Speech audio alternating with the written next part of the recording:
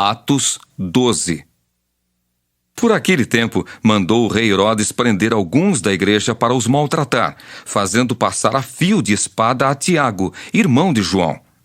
Vendo ser isto agradável aos judeus, prosseguiu prendendo também a Pedro. E eram os dias dos pães asmos.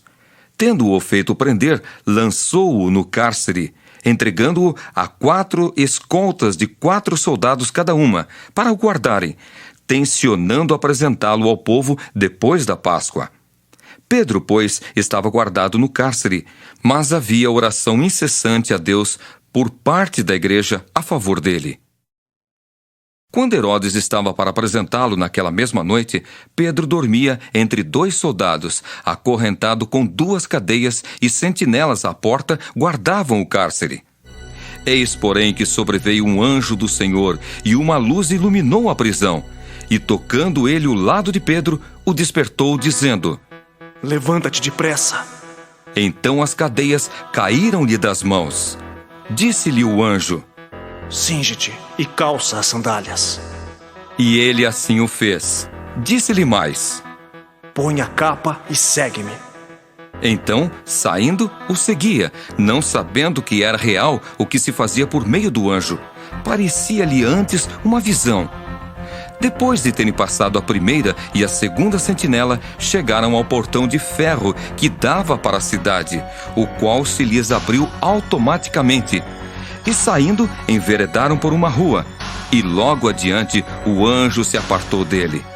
Então Pedro, caindo em si, disse: Agora sei verdadeiramente que o Senhor enviou o seu anjo e me livrou da mão de Herodes e de toda a expectativa do povo judaico.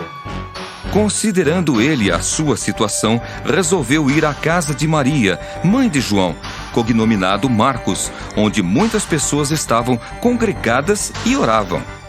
Quando ele bateu ao postigo do portão, veio uma criada chamada Rode ver quem era.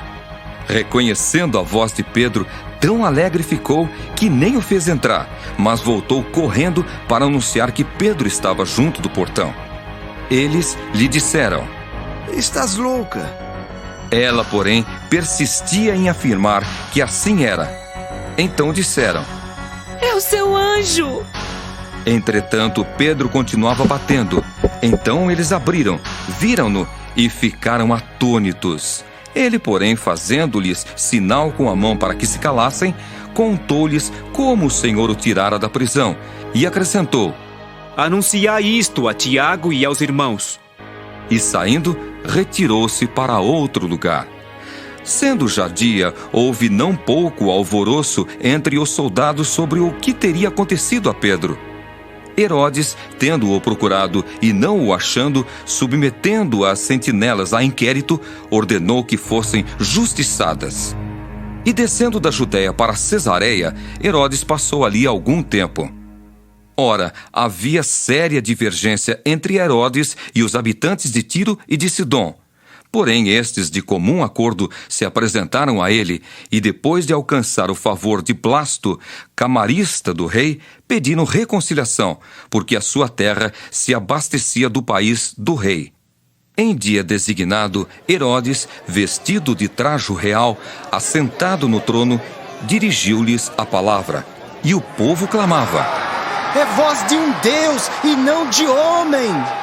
No mesmo instante, um anjo do Senhor o feriu, por ele não haver dado glória a Deus, e, comido de vermes, expirou. Entretanto, a palavra do Senhor crescia e se multiplicava. Barnabé e Saulo, cumprida a sua missão, voltaram de Jerusalém, levando também consigo a João, apelidado Marcos.